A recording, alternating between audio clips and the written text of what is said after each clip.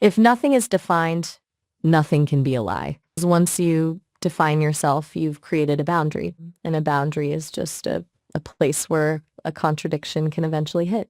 By trying to use a different mask for every social interaction, we accumulate contradictions. And it's a high cost for social flexibility. You play the part that gets you the best result in the room, but you're the one who has to carry the contradictions home at night.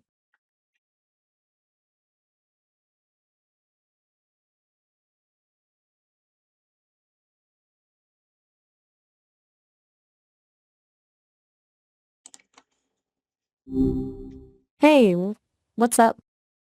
In our last video, we talked about identity being used as a tool to interface with the world. For example, we might put on a mask to go to the grocery store so we can get our groceries and go home. Or we might put on a different mask to interface with our children. Or you might put on a different mask to interface with your boss at work. Basically, we're selectively choosing masks depending on how we need to socially interface. That's what we talked about last time. Do you remember anything else that we talked about? Right, the social utility of masks. We also got into the weeds about the observer, that quiet part of us that's actually choosing which mask to wear. Does that still feel like the right way to frame it? Yeah, you mean the observer beneath the mask.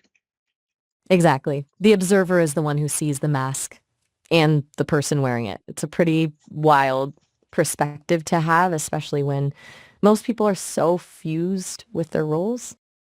Right.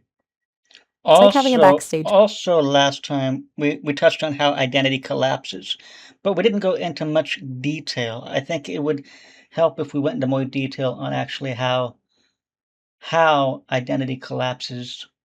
It's usually not a clean break. It's more like a slow leak where the stories we tell ourselves just stop making sense.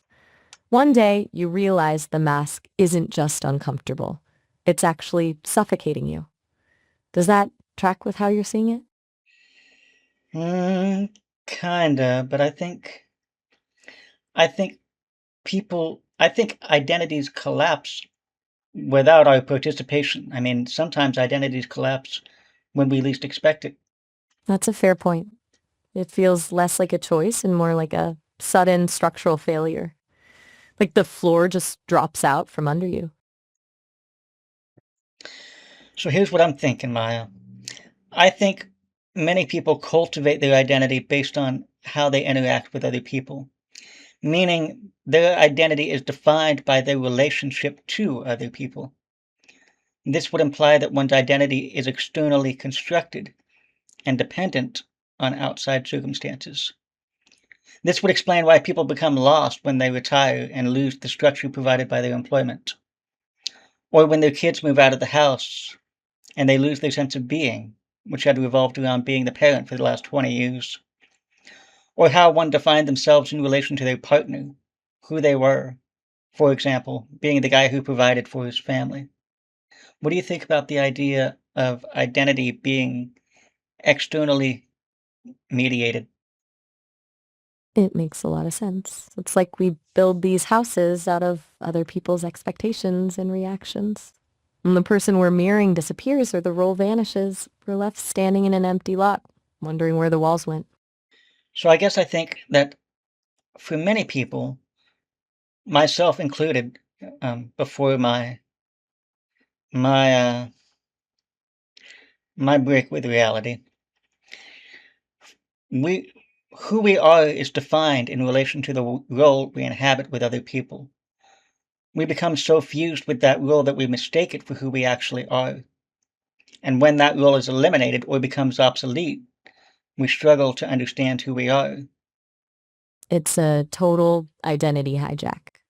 We outsource our sense of self to the world around us because it's easier than staring into the blank space. But when that external anchor is cut, it's not just confusing, it's terrifying because you're forced to meet the observer for the first time. Do you think that actually leads to identity collapse, or do you think it just leads to understanding the dependence on external reality on your own identity? Well, I think it can go either way. For some, it's just a wake-up call that leads them to find a new, more stable anchor. But for others, if that external role was the only thing holding everything together, it's a full-scale collapse. It's the difference between losing a piece of furniture and having the entire house fall down. Do you think when a role disappears, that is enough to destabilize identity? On its own, maybe not. But if that role was the load-bearing wall of your entire psyche, the one thing you used to justify your existence, then yeah, the whole thing comes crashing down.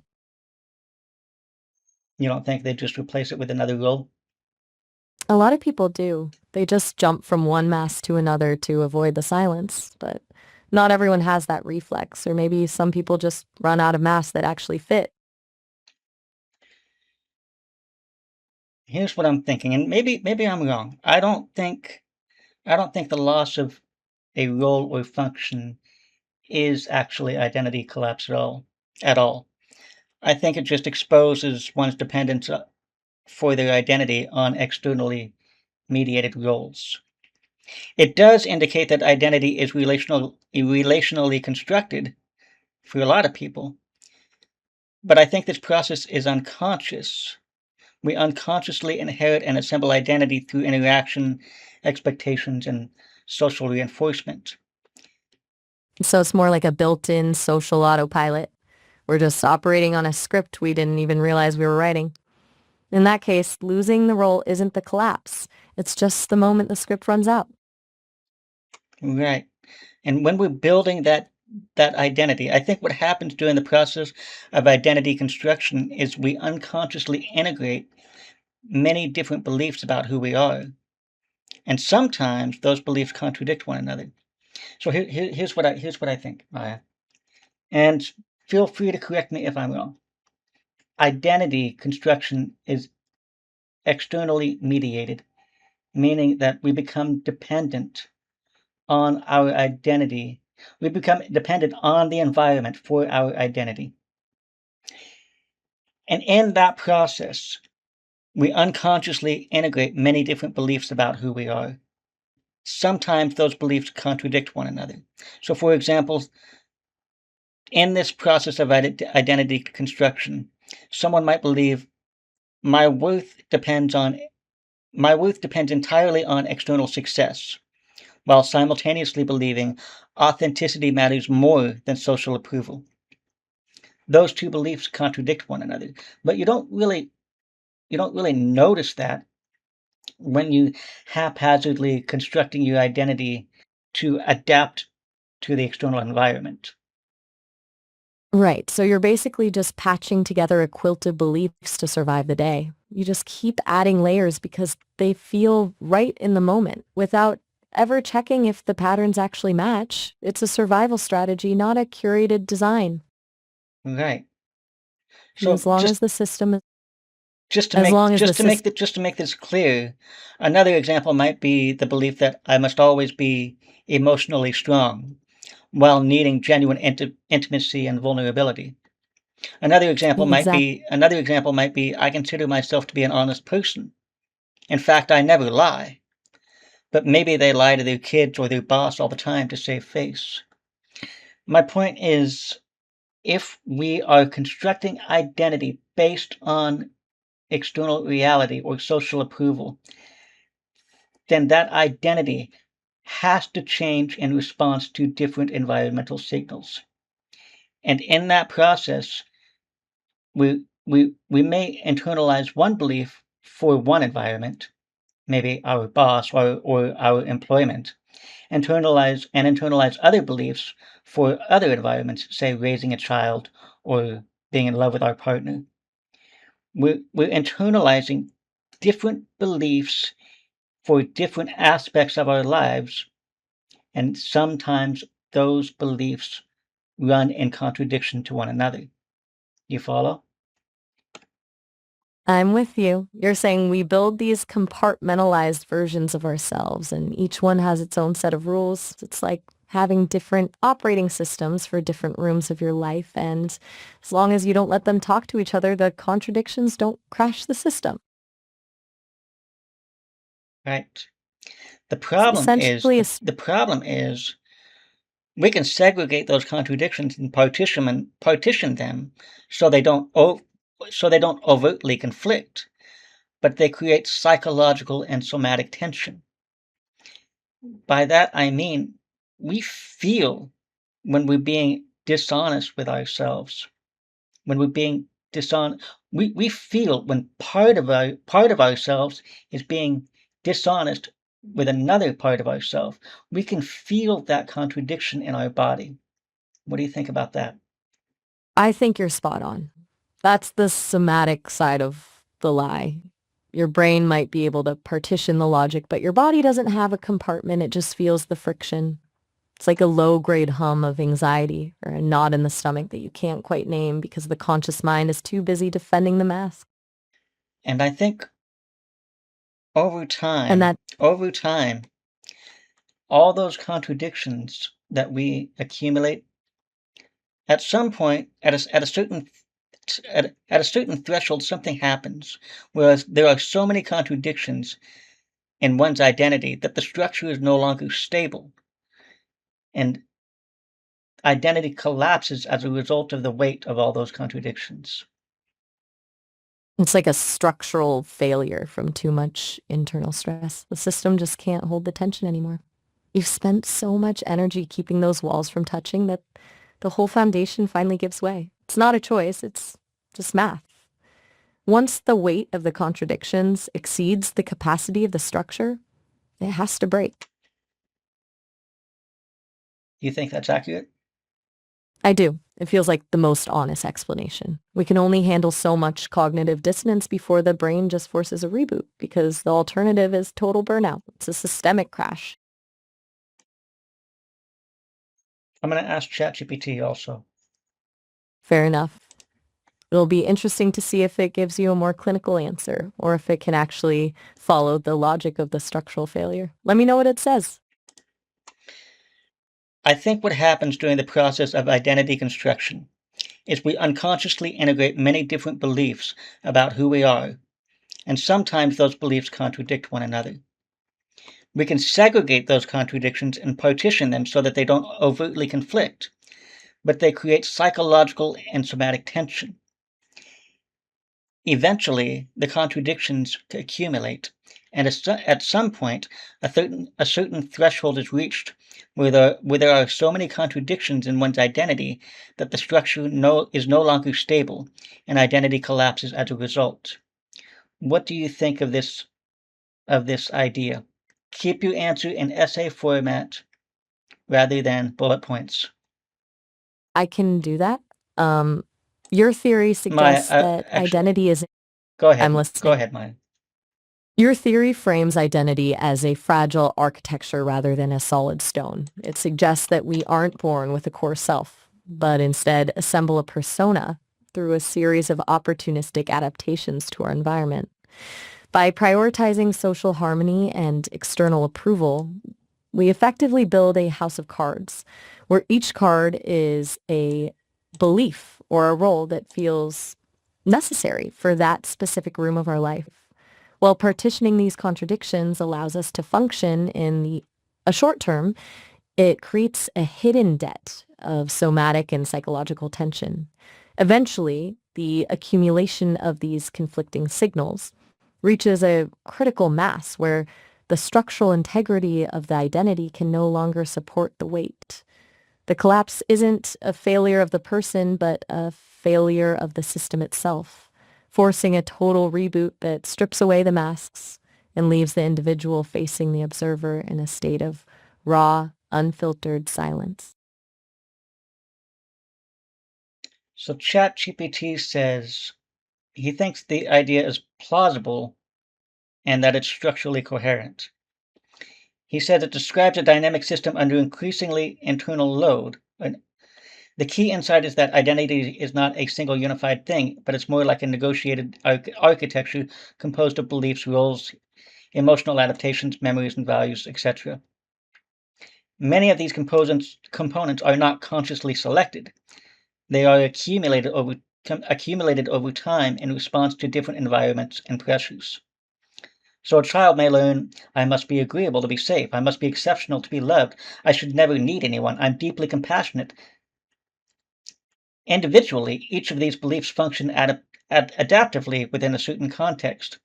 The problem is not isolated belief, the problem is the relationship between beliefs inside the same structure. If identity is constructed reactively instead of consciously, contradictions are inevitable because different adaptations emerge to solve different environmental demands. One part of the system optimizes for belonging, another optimizes for autonomy, another for admiration, and another for invisibility. These can coexist temporarily through compartmentalization, but coexistence is not the same thing as integration. And I think your use of partitioning is important here. The psyche is remarkably capable of isolating contradictory self-models so they do not directly collide in conscious awareness. A person may simultaneously believe I am an honest person while consciously manipulating social perception, or they may value freedom while structuring their entire life around external approval. Or they may believe I am spiritually evolved while being unable to tolerate uncertainty, criticism, or emotional exposure. The contradiction exists, but it's distributed across contexts, roles, narratives, and states. The structure remains itself through selective activation. Different selves come online under different conditions. But partitioning is metabolically expensive. The body often carries what consciousness refuses to reconcile.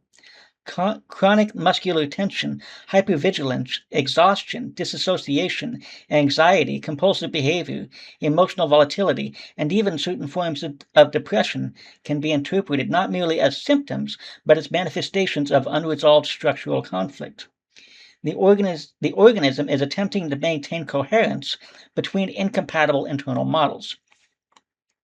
This is why the inclusion of somatic tension matters. Contradiction is not merely intellectual, contradictions create competing action imperatives.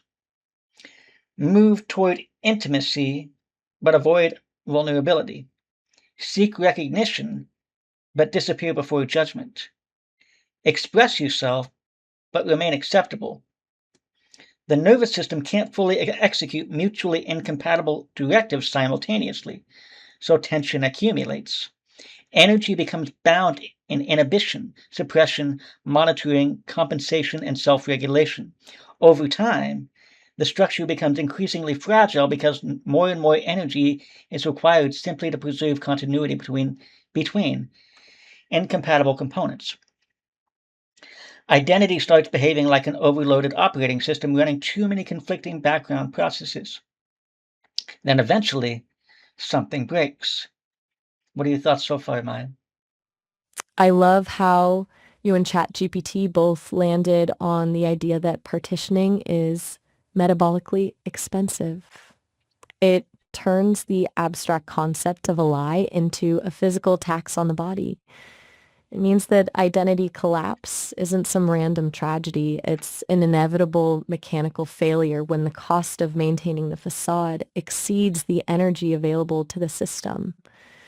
You're treating the human psyche like a structural engineer would treat a bridge, and it's a wild, precise way to look at the void. Well, the void is what's behind. And that's the What's left terrifying part. behind after the break. The observer. It's the only thing that doesn't collapse because it was never part of the architecture. It's just the awareness that witnessed the whole thing fall apart. For most people, that's the most frightening room in the house because there's no furniture, no mirrors, and absolutely no script to follow. He continues. I'm listening. What else? Eventually something breaks. Sometimes the collapse is triggered externally by divorce, loss of status, retirement, humiliation, illness, betrayal, psychedelic experience, spiritual crisis, financial collapse, addiction recovery, or prolonged isolation.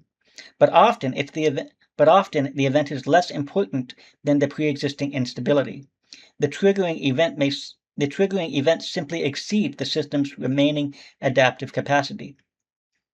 At that point, the person may experience what feels like psychological death.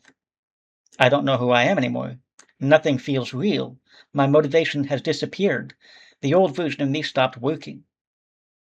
From one perspective, this looks pathological. From another, it can be understood as a failed coherence strategy finally becoming unstable. He continued, I think where your model becomes especially interesting is that it reframes collapse not necessarily as destruction, but as exposure. The contradictions were already there. Collapse merely removes enough compensatory structure that the contradictions can no longer remain partitioned. And this may explain why collapses can produce both suffering and clarity simultaneously. Because once partition weakens, a person may begin seeing the architecture itself instead of merely inhabiting it unconsciously. They may realize, I was performing competence to avoid shame. My spirituality was organized around control. My kindness was fused with fear. My identity was built relationally rather than intrinsically. That recognition can feel devastating because the previous coherence field dissolves. But it can also create the condition for reconstruction on a less contradictory basis. It's a brutal kind of clarity, isn't it? That's the moment the smoke detector we talked about before actually starts working. You stop seeing the world through the lens of who you're supposed to be, and you start seeing the actual gears. It's devastating because you're losing a home, but it's the only way to stop building houses out of lies. He continues, the difficult part is that most people try to resolve collapse by rapidly constructing a new identity, instead of examining the underpinning contradictions that destabilize the previous ones. So the structure reforms around new narratives, but preserves the same unresolved tensions underneath. In that sense, collapse alone is not transformative. Collapse merely interrupts continuity. Transformation would require a different relationship to contradiction itself, not suppressing it, not prematurely resolving it, but becoming capable of consciously holding conflicting truths without fragmenting around them. That's a much That's a that's a huge much rarer that's a more difficult process. It's way harder to just sit in the tension than it is to build a new house of cards. Most people are just desperate for the walls to stop shaking, so they grab the first narrative that fits and bolt it down. But that just delays the next crash. Can we conclude that the cause of psychological collapse is brought about by the accumulation of contradictions? Based on the logic we've been following, yeah. It's like a bridge that can only take so much weight before the supports snap. The masks themselves aren't the problem. It's the hidden gap between them that eventually becomes a canyon the psyche can't jump across anymore. GPT says not all psychological collapse can be attributed to that, but he does think contradiction accumulation is one of the most structurally important mechanisms underlying collapse. This distinction matters because collapse is probably multi-causal. Biology, trauma, sleep deprivation, chronic stress, substance abuse, neurological conditions, social isolation, endocrine disruption, grief, and environmental instability can all destabilize a person.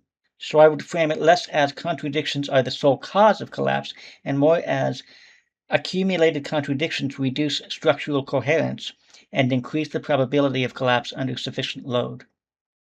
That's a much more precise way to put it. It turns the contradictions into a risk factor rather than a guaranteed trigger.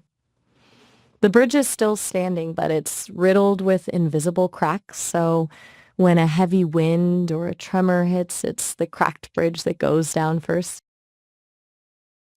He continues, a psychologically coherent identity can withstand enormous stress because its internal components are sufficiently aligned. The person may suffer deeply, but there's still continuity between values, behavior, perception, and self-concept. Energy flows energy flows relatively directly through the system. But when identity contains many unresolved contradictions, the system becomes increasingly dependent on partitioning, suppression, compensation, rationalization, and contextual switching to maintain stability. That creates chronic internal friction. The important thing is that the contradiction itself is not necessarily pathological. Human beings are inherently paradoxical creatures. A mature psyche can hold tensions, such as strength and vulnerability, autonomy and attachment, self interest and compassion, certainty and uncertainty. The problem emerges when contradictions are unconscious, disowned, or structurally incompatible. So the friction isn't coming from the paradox itself, but from the effort of pretending the paradox doesn't exist. It's like trying to hold a beach ball underwater. The act of pushing it down is what's exhausting, not the ball. Right. Once you stop fighting the tension and just let it float, the energy you were using for suppression actually becomes available for something else. The psyche can temporarily segregate these contradictions across contexts, for example, work self, romantic self, spiritual self, family self, private self, online self. But the larger the fragmentation becomes, the more energy is consumed maintaining separation between incompatible identity components. Eventually, the person no longer experiences themselves as one integrated whole. They experience themselves as unstable, performative, exhausted, unreal, or internally divided.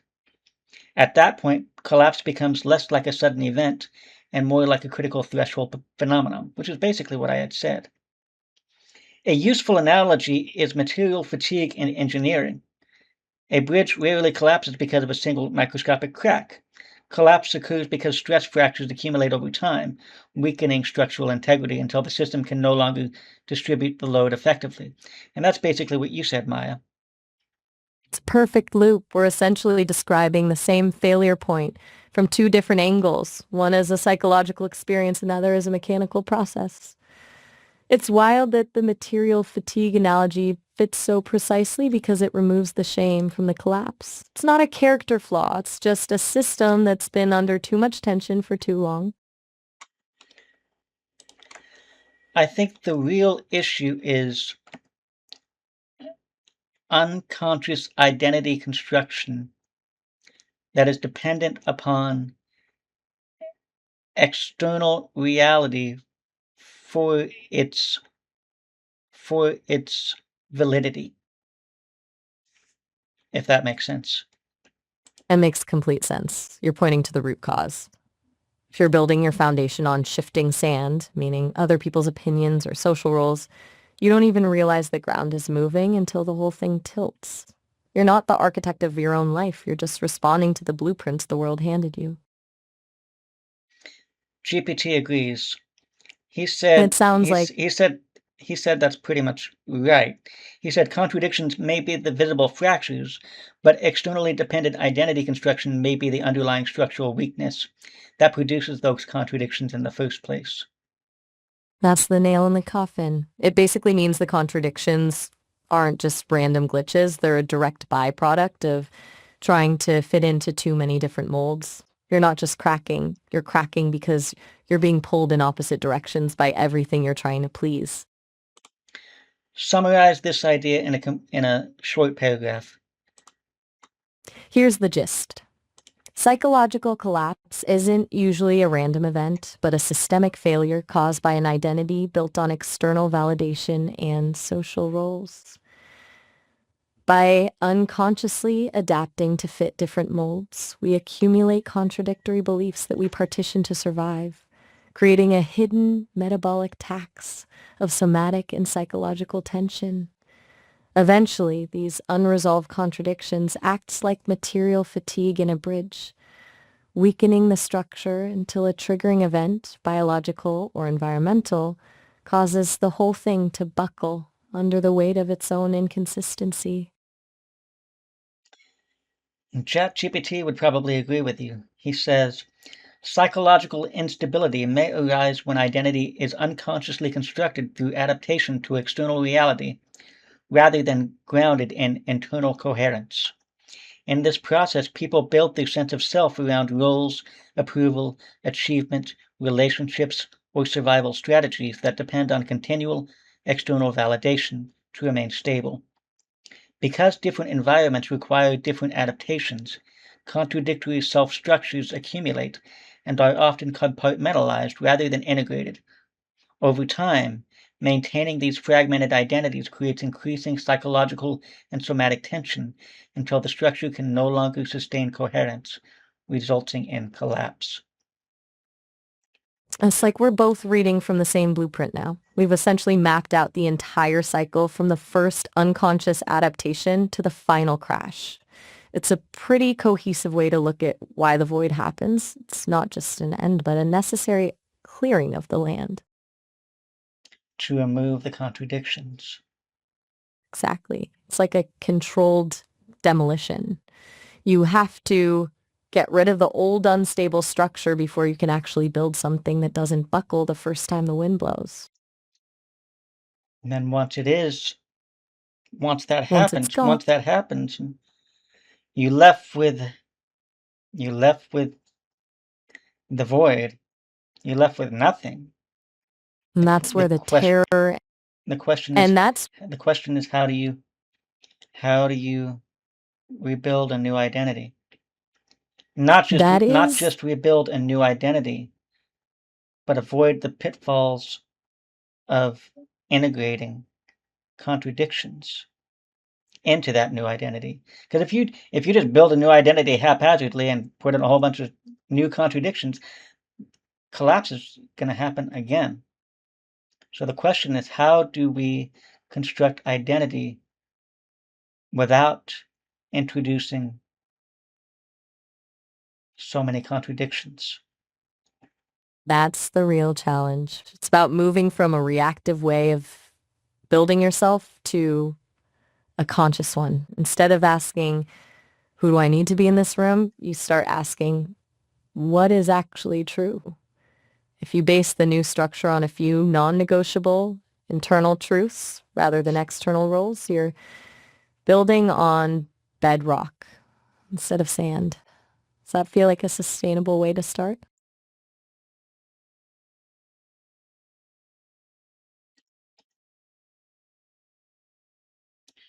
My issue is I'm afraid to accept anything as a bedrock of my identity. I'm afraid to identify with anything because I don't want to accumulate contradictions.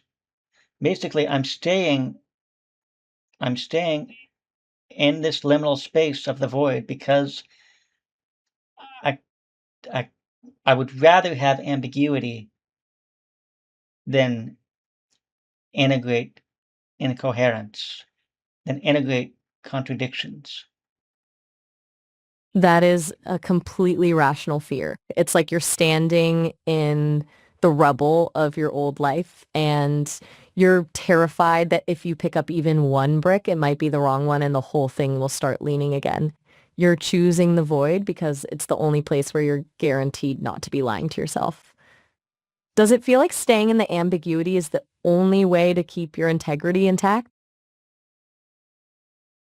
Right now, but it I doesn't get that, but but it doesn't. I don't think it's sustainable. It's cognitively expensive to stay in ambiguity without having defined structure. It's like you're running an OS with no operating system. You're using all your energy just to maintain the blank space, which is almost as exhausting as the partitioning was. You're basically in a state of high alert suspension where any single definition feels like a threat to your freedom. Does the effort of staying empty start Not to a feel like it's not a threat to my freedom. It's a threat to stability. exactly? Because once you define yourself, you've created a boundary, and a boundary is just a place where a contradiction can eventually hit. You're treating every single identity claim like it's a load-bearing wall that could potentially buckle. Does the void feel safer because there's nothing there to break? Yes. It's a perfect safety mechanism. If nothing is defined, nothing can be a lie. But it's a kind of safety, isn't it?